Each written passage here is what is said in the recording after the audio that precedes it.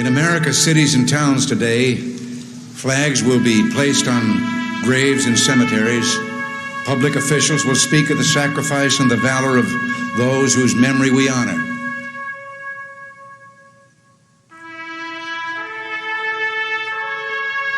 I have no illusions about what little I can add now to the silent testimony of those who gave their lives willingly for their country. Words are even more feeble on this Memorial Day, for the sight before us is that of a strong and good nation that stands in silence and remembers those who were loved and who in return loved their countrymen enough to die for them. Yet we must try to honor them, not for their sakes alone, but for our own.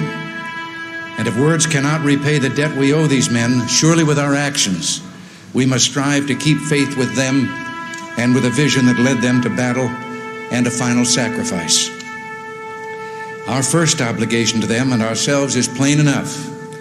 The United States and the freedom for which it stands, the freedom for which they died, must endure and prosper. Their lives remind us that freedom is not bought cheaply. It has a cost. It imposes a burden. And just as they whom we commemorate were willing to sacrifice, so too must we, in a less final, less heroic way, be willing to give of ourselves. Each died for a cause he considered more important than his own life.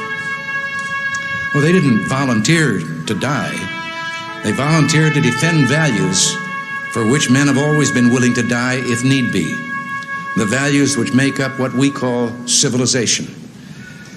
And how they must have wished, in all the ugliness that war brings, that no other generation of young men to follow would have to undergo that same experience. As we honor their memory today, let us pledge that their lives, their sacrifices, their valor shall be justified and remembered for as long as God gives life to this nation. And let us also pledge to do our utmost to carry out what must have been their wish, that no other generation of young men will ever have to share their experiences and repeat their sacrifice.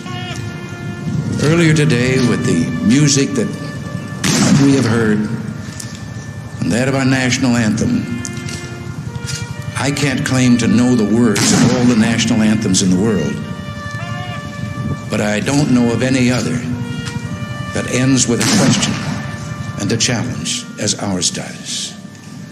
Does that flag still wave o'er the land of the free and the home of the brave?